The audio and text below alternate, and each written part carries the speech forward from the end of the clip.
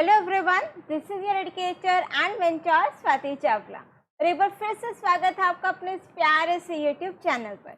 As you know, we have started the series of NCERT solutions specially designed for my CBSE class 10 information technology student.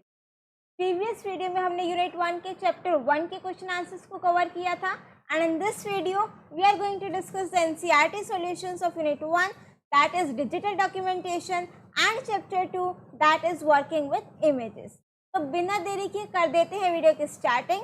पर before starting this video, अगर आप इस channel पर नए हैं या फिर अभी तक आपने इस चैनल को सब्सक्राइब नहीं किया है तो किस चीज़ का वेट कर रहे हो? फटाफट से hit that like button, subscribe कर दीजिए, plus do share your views in the comment section as well. So now let's start with the NCERT solutions of chapter 2 that is working with images। तो सबसे पहले हम आ जाते हैं हमारे MCQs पर जो आपको गिवन है, that is multiple choice questions। इसमें सबसे पहला क्वेश्चन है मेरे पास, the text or image which appears faintly in the background of a page। तो हम थोड़ा सा यहाँ से इसकी थिकनेस को इंक्रीज कर, ठीक है। अब क्वेश्चन क्या कह रहा है? द टेक्स्ट और image which appears in the background of a page, that means जो पेज के बैकग्राउंड में होता है, राइट। फेंटली मतलब कि उसका जो कलर है वो थोड़ा सा लाइट होता है, तो उसको हम क्या कहते हैं? Option A, that is watermark. Next है सेकेंड क्वेश्चन, जेपीजी और JPG image format stands for dash. देखो, जो हमारी इमेजेस होती है उनमें से उसकी एक्सटेंशन क्या होती है? डॉट जेपीजी कह सकते हो या फिर डॉट जेपी। इसके अलावा भी इमेज की एक्सटेंशन होती है, लाइक पीएनजी फाइल हो गई, जीआईएफ फाइल हो गई। अब आप सोचोगे कि हम एक्सटेंशन क्या होता है? एक्सटेंशन बच्चों वो चीज़ होती है जो आपकी इमेज के हम इमेज नहीं, फाइल के पीछे लगाते हैं, so that we can identify कि आपकी फाइल किस टाइप की है। फॉर एन एग्जाम्पल, मेरी फाइल का नेम है क्लास 10। अब आप बता सकते हो कि ये किस टाइप की फाइल है? क्या आपका डॉक्यूमेंट फाइल हो सकता है, या आपकी एक्सेल फाइल हो सकती है, इमेज फाइल हो सकती है, पीडीएफ फाइल हो सकती है, हो सकती है टाइप की। बट वहीं अगर मैं इसके आगे एक्सटेंशन लगा दूं तो दैट मीन्स अब मुझे पता है ये मेरी पीडीएफ फाइल। तो ऐसे ही हमारे पास जो इमेजेस होती है एक्सटेंशन एक होती है जेपीजी और जेपीई। तो इसकी जो फुल फॉर्म होती है that is joint photographic experts group, that is option A. Next is third question, in drawing object properties are options provided are dash. देखो, ग्रुपिंग का मतलब क्या होता है? जब हमारे पास काफ़ी सारे ऑब्जेक्ट्स होते हैं तो हम उसको कंबाइन करके सिंगल ग्रुप पर बना देते हैं, तो दैट वो आपका एज अ सिंगल ऑब्जेक्ट। हमारे पास एग्जिट ग्रुप का ऑप्शन, अनग्रुप का ऑप्शन भी है, ग्रुप का ऑप्शन। तो correct answer option that is all of you. Next is question number 4, which of the following is not the correct file extension for an image file। तो देखो, GIF, JPG, PNG ये सारी मेरी image file की extension है। Dot ODT मेरी image file की extension नहीं है, ये मेरे लिब्रे ऑफिस राइटर की फाइल की extension, right. Next is question number 5, image tool bar does not provide a tool for dash. Filtering का ऑप्शन होता है, क्रॉपिंग का ऑप्शन होता है, फ्लिप करना अगर आपको अपनी इमेज को हॉरिजॉन्टली या फिर वर्टिकली, बट कॉपी करने का ऑप्शन नहीं होता। The correct answer is option C, that is copying। Next is fill in the blanks। Dash tool cuts off non-desirable part of image। ये तो आप अपना फोन में भी करते हो, कोई इमेज क्रॉप करना, कोई अनवांटेड पार्ट हो जो आपको नहीं चाहिए, तो हम अपनी इमेज को क्या कर देते हैं? क्रॉप कर देते हैं। तो उसके लिए आपके पास कौन सा टूल यूज होता है? Crop tool. Next is to change both brightness and contrast of image, dash tool can be use. तो इसका जो आंसर सीबीएसई की आंसर की में मेंशन है दैट इज गामा करेक्शन। वैसे अगर आप अपने इमेज के टूल्स देखोगे तो वहाँ पर आपका शार्पन और इन्वर्ट ये वाले ऑप्शंस भी दे रखे हैं इमेज की ब्राइटनेस और कंट्रास्ट को चेंज करने के। Next is to simulate the effect of time on picture, वहाँ पर आपका कौन सा टूल यूज होगा? Aging tool. तो आपके जो ग्राफिक फिल्टर्स हैं वो काफ़ी सारे दे रखे हैं, तो ऐसा नहीं है सिर्फ 4 करो या 2-3 करो, एक बार सारे के सारे अच्छे से रीड आउट जरूर करना। Next is dash place image at the bottom of all object. अब देखो, इसका मतलब क्या है? सपोज मेरे पास ना काफ़ी सारी इमेजेस हैं, वो ओवरलैप हो रही हैं एक के ऊपर एक, राइट। तो अब इसमें मेरे पास क्या है? 2 ऑप्शंस होते हैं, देखो, बैकवर्ड और send to back. Like suppose करो मेरे पास ये स्क्वायर वाली इमेज सबसे आगे है, फिर ट्राइंगल वाली इमेज है, फिर सर्कल वाली इमेज है, राइट। तो अगर मैं आपको दिखाऊं तो आई थिंक ये इस तरीके से बननी चाहिए, राइट, कि सबसे आगे मेरे पास स्क्वायर वाली इमेज है, फिर ट्राइंगल है, फिर सर्कल है सबसे पीछे, राइट। तो अगर मैं स्क्वायर वाले को क्या करती हूँ बैकवर्ड, तो ये एक स्टेप बैक जाएगा, दैट मीन्स ट्राइंगल वाले के पीछे जाएगी, ट्राइंगल सबसे आगे हो जाएगा। अगर मैं सेंड टू बैक कर दूँ तो वो सबसे पीछे पहुंच जाएगा, ठीक है। अगर आपको इनमें से किसी भी टॉपिक का प्रैक्टिकल देखना हो तो प्रैक्टिकल एक्सप्लेनेशन, डिटेल एक्सप्लेनेशन हर एक टॉपिक की, हर एक चैप्टर की ऑलरेडी चैनल पर अपलोडेड है, तो आप वहाँ से चेकआउट कर सकते हो। इसमें हम सिर्फ क्वेश्चन आंसर्स डिस्कस करेंगे, right. Next is an image can be deleted by dash and pressing the delete की। तो ऑब्वियसली अगर मैं कोई इमेज को डिलीट कर रही हूँ सबसे पहले मुझे उसको क्या करना पड़ेगा, select. In drawing tools basic shapes list provide 24 shapes. अब देखो अगर मैं आपको इसका सीबीएसई की जो आंसर की है वो दिखाऊं तो वहाँ पर आई थिंक इसका आंसर 25 शेप्स लिखा हुआ है, राइट। तो यहाँ पर हमने लिब्रे ऑफिस राइटर ओपन किया और ये कह रहा है मुझे कि इन द ड्राइंग टूल बार की अगर मैं बात करूँ, ठीक है। तो हम आपको देखो कोई भी टूल बार चाहिए हो तो व्यू पर जाएंगे, टूल बार्स पर जाओगे एंड यहाँ से देखो ड्राइंग टूल बार मेरा टिक है, तो बॉटम पर देखना इस यहाँ पर। तो अगर मैं ड्राइंग टूल बार को अनटिक करी हूँ चला गया, तो दैट मीन्स ये आपका कौन सा है, ड्राइंग टूल बार, राइट। तो अगर मैं यहाँ पर आपको इसको काउंट करके दिखाऊं कि टोटल कितने मेरे पास यहाँ पर शेप्स या फिर ऑब्जेक्ट्स हैं, तो आप यहाँ पर देखो 1 का मैं साइज थोड़ा सा इंक्रीज कर लेती हूँ, ठीक है ना।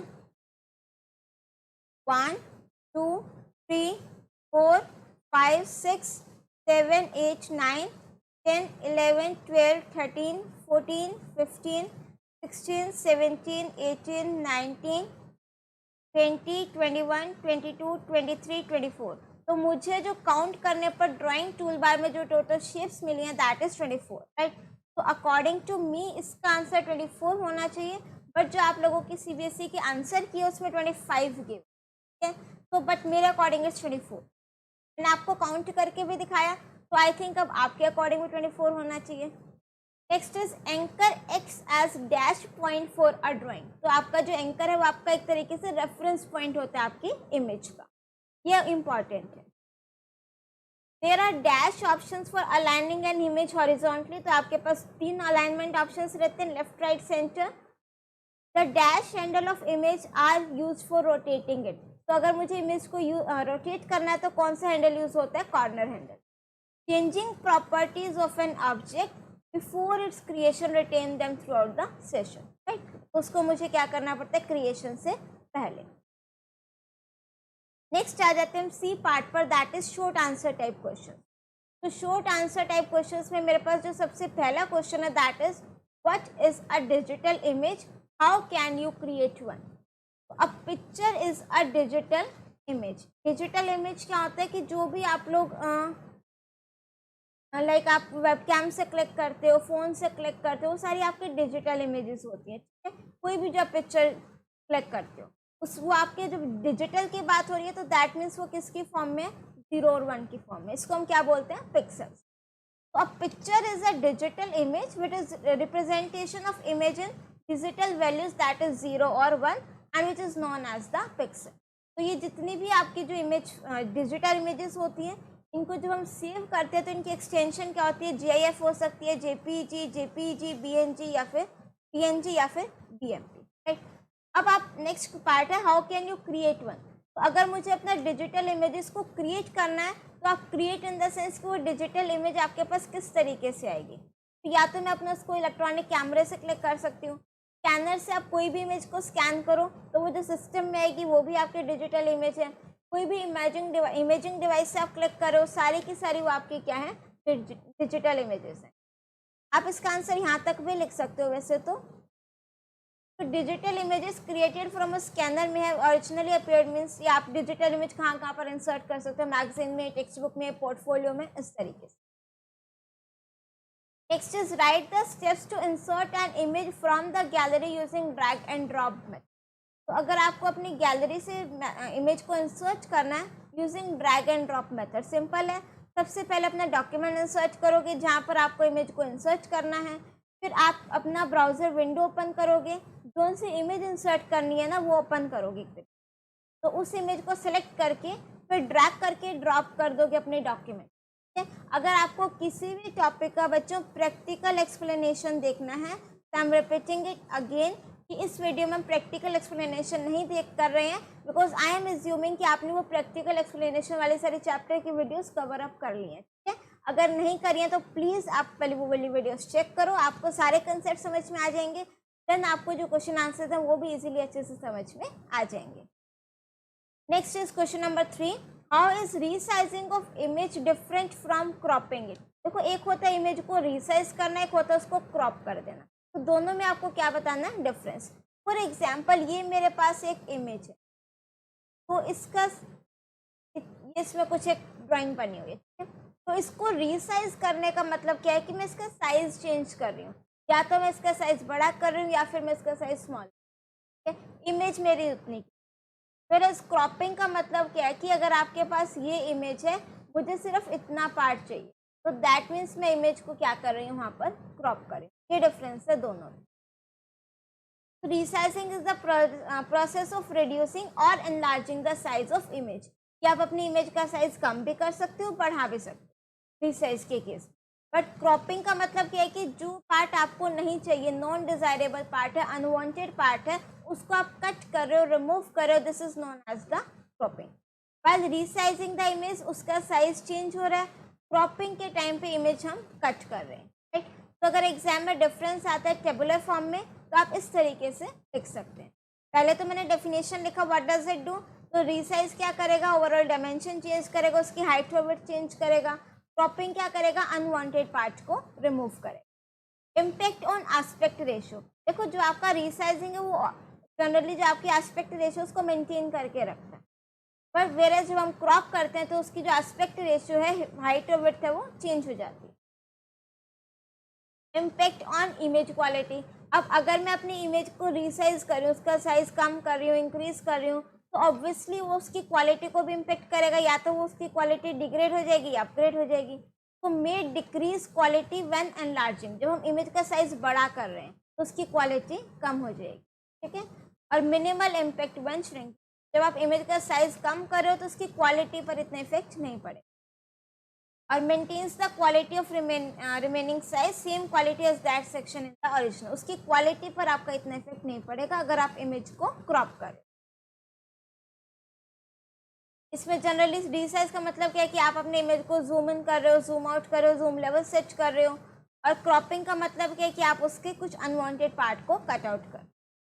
ये यूज कहाँ पर होता है, generally image change the image size to fit a specific space, कि आपके पास इतनी इमेज है, आपको उसको फिट करना है किसी पर्टिकुलर साइज में। लाइक आप लोग इंस्टाग्राम में देते हो स्क्वायर साइज 1:1 का चाहिए होता है मुझे, तो हम अपनी इमेज को क्या कर देते हैं, रीसाइज कर देते हैं, राइट। और ये आपका किस पे फोकस रहता है स्पेसिफिक, अगर आपको कोई बैकग्राउंड अनवांटेड बैकग्राउंड रिमूव करना है, कुछ साइड का एरिया कट करना है, वहां पर हम क्या यूज करते हैं, crop option. Next is what are the tools available in drawing tool बार। तो अभी मैंने आपको दिखाया डिस्क्राइब एनी 5 टूल्स। तो यहाँ पर ड्राइंग टूल बार में जितने 24 टूल्स होते हैं वो हमने यहाँ पर सबके नेम्स लिख दिए। Select, insert, line, line and arrow, curve, rectangle, polygon, ये सारे देख लेना। टोटल मेरे पास कितने हैं, ये 24, और आपको एक्सप्लेन करने हैं कोई 5 टूल्स। तो एक मेरे पास होता है बेसिक शेप्स, अगर मैं आपकी बात करूँ ये आपका ड्राइंग टूल, राइट। तो यहाँ से सपोज ये मेरे पास कोई भी एक ले सकते हो, सेलेक्ट हो गया। Insert line tool, simple line insert करनी है, राइट। कर्व एंड पॉलीगन आप देखो तो ये आपका कर्व एंड पॉलीगन वाला है, तो इसमें से आप कोई भी अपना 5 टूल्स को एक्सप्लेन कर सकते हैं। बेसिक शेप्स में आपकी जनरली आती है rectangle, square, triangle, circle. Symbol shapes में अगर आपने इनमें से कोई भी सिंबल यूज करना हो तब यूज करेंगे। स्टार एंड बैनर, 4 पॉइंट मतलब कि ये वाला स्टार जिसमें 4 पॉइंट हो, 1 2 3 4। 5 पॉइंट मीन्स 5 पॉइंट वाला, 1 2 3 4 5। ये सारे के सारे आपको ना अपने उसमें ड्राइंग टूल बार में गिवन है। इंसर्ट टेक्स्ट बॉक्स, अगर आपने कोई टेक्स्ट बॉक्स इंसर्ट करना हो तब ये टूल यूज करेंगे। If you want insert a straight line तो इंसर्ट लाइन टूल यूज करेंगे, right. Next is question number 5. How is linking of an image different from embedding it? Give a situation in which you would prefer to link an image. अब देखो दो चीज़ें आती है मेरे पास कि image को लिंक करना या फिर एम्बेड कर देना. ठीक है, प्लस किस सिचुएशन में आप अपना इमेज लिंकिंग को यूज़ करो. देखो फॉर एग्जाम्पल मेरे पास कोई एक डॉक्यूमेंट है. अब यहाँ पर कुछ टेक्स्ट लिखा हुआ है.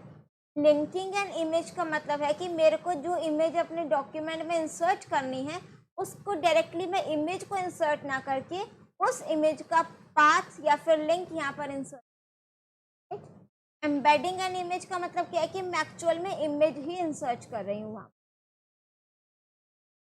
तो स्टोरेज लोकेशन ये आपका पॉइंट से रखें कि किन पॉइंट्स के बेसिस पर हम डिफरेंस बता रहे हैं. Storage location, image file remains in its original location. अगर आपने इमेज फाइल के लोकेशन को चेंज कर दिया ना तो ऑब्वियसली आपके डॉक्यूमेंट में वो एरर शो करेगा, फिर नहीं वो उसको हम लिंक कर. Image data is stored with in the document. यहाँ पर तो आपका इमेज फाइल, यहाँ पर इमेज का डेटा एक्चुअल इमेज आ जाए, वहाँ पर फर्स्ट वाले में आपका इमेज का लिंक आएगा. फाइल साइज, किसका फाइल साइज? आपके डॉक्यूमेंट का. देखो अगर आपकी इमेज का फाइल बहुत बड़ा, इमेज का साइज बहुत बड़ा है, काफ़ी सारे इमेजेस इंसर्ट कर रहे हो, तो आपके डॉक्यूमेंट में जब मैं इमेज एम्बेड कर रही हूँ, इंसर्ट कर रही हूँ, तो डॉक्यूमेंट का साइज बढ़ेगा. वेयरएज अगर मैं सिर्फ लिंक इंसर्ट कर रही हूँ तो डॉक्यूमेंट का साइज आपका इतना ज़्यादा increase. Document size remain smaller तो नहीं, as compare to this smaller होगा, बट ज़्यादा उसमें इफेक्ट नहीं. Image update, changes to original image are reflected in the linked document. अगर आप अपने इमेज में कोई चेंजेस कर रहे हो तो आपके उस जो हमने लिंक करा है वहाँ पर भी उसका इफेक्ट रहेगा. अगर आपने कोई इमेज एम्बेड कर रखी है तो उसका अगर आप इमेज चेंज करो कोई इफेक्ट नहीं. Risk of broken link if the original image location changes. तो आपने इमेज का लिंक दिया ना, अगर मैं उस इमेज को कहीं और कॉपी पेस्ट कट पेस्ट कर दूं, उसको हटा दूं, तो वो आपका लिंक ब्रोक हो जाएगा, ब्रेक हो जाएगा, फिर उसका कोई काम नहीं है. No broken links possible. इसमें तो मैं कंप्लीट इमेज एम्बेड कर रही हूँ, तो अगर आप उसकी लोकेशन चेंज कर दो तो कोई दिक्कत. Text portability, easier to share and manage images separate. Document में आपका सेल्फ कंटेंट है तो ये आपकी इजिली पोर्टेबल है. वहाँ पर अगर मैं डॉक्यूमेंट शेयर करूँ मुझे इमेज भी शेयर करनी पड़ेगी साथ में, राइट. अब इसी का सेकेंड पार्ट था कि give a situation in which you would prefer to link an image. कि आपको इमेज को जो लिंक करना है वो कहाँ पर कौन सी सिचुएशन में यूज़ करो. कि अगर मेरे पास काफ़ी सारी कॉपीज़ हैं, multiple copies of same image are required to be inserted in the document, तो मैं क्या अपना इमेज को एज अ लिंक इंसर्ट करूँ, right. Next is write the steps to change the properties for drawing objects. अगर आपको drawing objects की properties को चेंज करना है तो सबसे पहले ड्राइंग टूल बार पर जाओगे, select the object you want to draw. सबसे पहले वो ऑब्जेक्ट ड्रॉ करो. मैं आपको थोड़ा सा ये करके दिखा देती हूँ. फॉर एग्जाम्पल मैंने तो फिलहाल सेलेक्ट करके हम लोग डिलीट कर देंगे, राइट. नाउ लेट सपोज मुझे यहाँ से कोई एक इमेज इंसर्ट करनी है, लेट सपोज दिस वन. तो सबसे पहले हमने क्या किया, इमेज को ड्रॉ किया, राइट. तो from drawing object properties tool bar click on the icon of property to be modified. अब देखो drawing object properties tool bar मेरा ये है, क्या आपको दिख रहा होगा, ठीक है. अगर मैं व्यू पर जाके टूल बार्स में ड्राइंग ऑब्जेक्ट प्रॉपर्टीज को अनटिक करती हूँ तो देखो यहाँ से वो हट गया ना. व्यू पे गए, टूल बार्स पे गए, ड्राइंग ऑब्जेक्ट, तो दैट मीन्स ये आपकी प्रॉपर्टी. तो यहाँ से आपको जोन सी भी प्रॉपर्टी सेट करनी हो, सपोज यही लाइन लेनी है, कि विड्थ इंक्रीज करनी है, इसका लाइन का कलर मुझे लेट सपोज ये रखना है, और जो फिल कलर है वो मुझे रेड रखना है, राइट. तो इस तरीके से हमने क्या कर दिया, ड्राइंग के ऑब्जेक्ट प्रॉपर्टीज को चेंज कर. देखो अगर आप स्टेप्स पढ़ोगे तो वो इजीली समझ में आएगा. From the drawing tool bar select the object you want to draw. सबसे पहले सेलेक्ट करोगे, फिर drawing object properties tool bar पे जाएंगे, click on the icon of property to be modified. जितनी प्रॉपर्टीज मॉडिफाई करनी है वो अपने अकॉर्डिंग कर लोगे. Change the value of parameter means colour क्या लेना है, थिकनेस क्या लेनी है, लाइन स्टाइल क्या होना चाहिए, ये सब. Repeat step 2 and 3 to change all the desired properties. जितनी प्रॉपर्टीज चेंज करनी है वो कर लो. Draw the desired figure by following the steps. Draw the desired figure means कि ये सब काम मैं पहले भी कर सकती हूँ. फॉर एग्जाम्पल अब मैंने यहाँ पर क्या किया, इसको हम कर देते हैं एक बार के लिए डिलीट, ठीक है. अब लेट सपोज मेरे को यहाँ से कोई और इमेज इंसर्ट करनी है, let suppose I want to insert this image. अब मैं यहाँ से पहले ही सेलेक्ट कर लूँगी सब, मेरी लाइन का कलर लेट सपोज ये होना चाहिए और फिल कलर लेट सपोज ये होना चाहिए, और फिर मैं इमेज को ड्रॉ कर। तो एक तरीके से आप ऑब्जेक्ट को बनाने से पहले भी ड्राइंग ऑब्जेक्ट प्रॉपर्टीज की वो चेंज कर सकते हो उसकी प्रॉपर्टीज, और ऑब्जेक्ट बनाने के बाद भी प्रॉपर्टीज क्या कर सकते हो, चेंज कर सकते हो। Next is what are the benefits and drawbacks of grouping drawing objects. अब देखो ग्रुपिंग का मतलब क्या है कि जब आपके पास काफ़ी सारे ऑब्जेक्ट्स हैं, ड्राइंग ऑब्जेक्ट्स, राइट, तो अगर आपको उनको ग्रुप करना है, अनग्रुप करना है, उसकी बेनिफिट्स और ड्रॉबैक्स क्या है।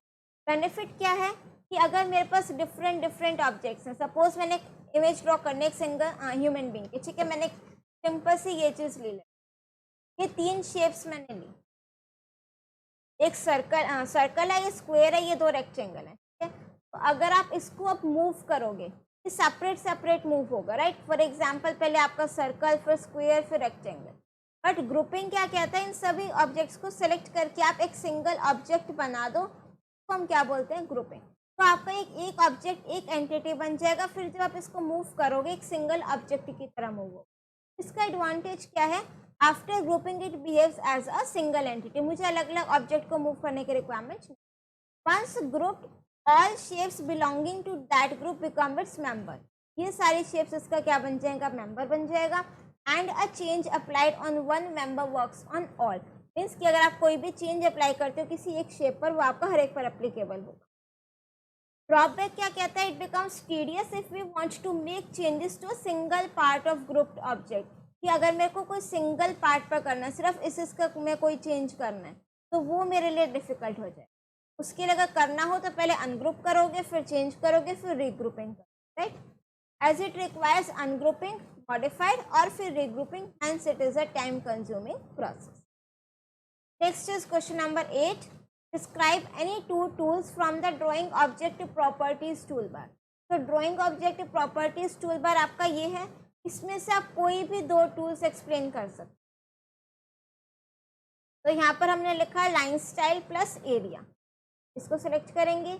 ये आपका लाइन स्टाइल टूल है कि आपको किस टाइप की लाइन लेनी, और एक आपका है फिल कलर टूल हो गया, ये एरिया स्टाइल फिलिंग हो गया।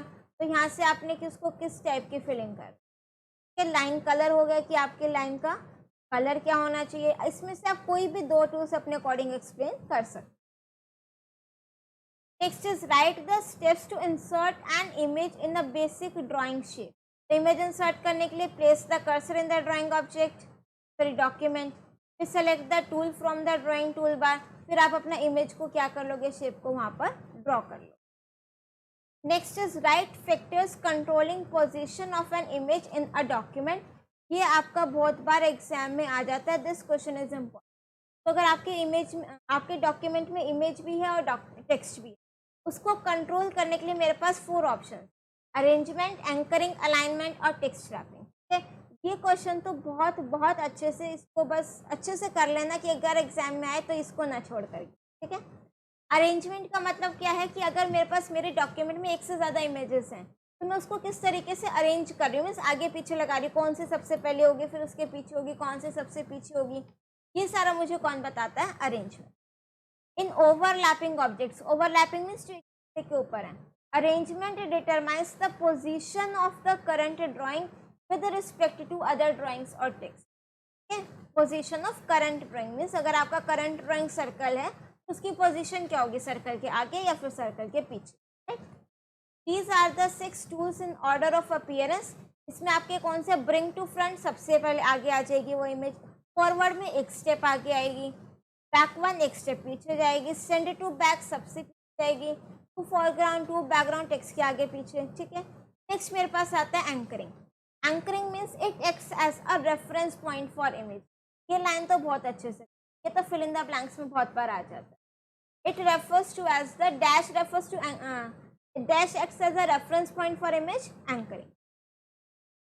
It allows an image to retain its position to a page, paragraph, character means कि अगर आपने सपोज एक इमेज इंसर्ट करी, उसका एंकरिंग या फिर रेफरेंस पॉइंट आपने लिया पेज, तो जो आप इमेज इंसर्ट करोगे वो पेज के टॉप बॉटम मिडल इस तरीके सेंटर इस तरीके से अलाइन कर सकते। Alignment it allows the vertical और हॉरिजॉन्टल प्लेसमेंट ऑफ इमेज, कि आपने जो एंकरिंग पॉइंट सेट किया, अब ये दोनों आपके कॉम्बिनेशन में वर्क कर। सपोज एंकरिंग पॉइंट मैंने सेट किया पेज, तो अलाइनमेंट क्या है, सपोज टॉप, तो पेज के टॉप पर इमेज हुई। अगर मैं एंकरिंग पॉइंट ले रही हूँ यहाँ से पैराग्राफ और अलाइनमेंट सेट कर रही हूँ बॉटम, तो पैराग्राफ के बॉटम पर इमेज है, राइट। टेक्स्ट रैपिंग की आपके पास टेक्स्ट भी है इमेज भी है, तो आपको इमेज कहाँ पर चाहिए, सपोज इमेज लेफ्ट में चाहिए, टेक्स्ट लेफ्ट में चाहिए, इमेज राइट में चाहिए, टेक्स्ट बॉटम पे, इमेज ऊपर, ठीक है। तो ये सारे के सारे 6 ऑप्शंस हैं टेक्स्ट रैपिंग के। Wrap off, page wrap, optimal page wrap, wrap left, wrap right and then wrap through, right. तो इसी के साथ हमारे जो ये सेकेंड चैप्टर के एनसीईआरटी क्वेश्चन है कंप्लीट होते हैं। अगर आपको इसके नोट्स चाहिए तो उसका जो लिंक है मैं आपको इसी वीडियो के डिस्क्रिप्शन बॉक्स में भी प्रोवाइड कर दूंगी, प्लस आप मुझे मेल भी कर सकते हैं। ये आपके सारे मेरे हैंडल्स हैं, यहाँ पर आप फॉलो कर सकते हो, YouTube Swati Chawla official, plus you can join the Telegram channel as well, that is Swati Chawla 10th IT। यहाँ पर आपको कोई भी क्वेरी आप पूछ सकते हैं, नोट्स आपको मिल जाएंगे, फ्री ऑफ कॉस्ट वाले भी, पेड वाले आपको परचेज करना, ठीक है। प्लस यू कैन, आप मुझे DM पर फॉलो करके फिर अपना मैसेज पूछ सकते हैं, और प्लस हमारा जो फेसबुक पेज है उसको भी आप लाइक और फॉलो कर सकते हैं। इस वीडियो के लिए इतना ही। आई होप ये सारे के सारे क्वेश्चंस आपको समझ में आ गए होंगे, कोई डाउट नहीं बचा होगा। If still you are having any doubt, you can write it in the comment section. And if you like my video, do press the like button and share your views in the comment section as well. मिलते हैं next video में। Next video में हम जो discuss करेंगे that is the question answer of chapter 3 advanced features of Writer. तब तक के लिए चल then keep watching, keep smiling, keep studying, bye bye.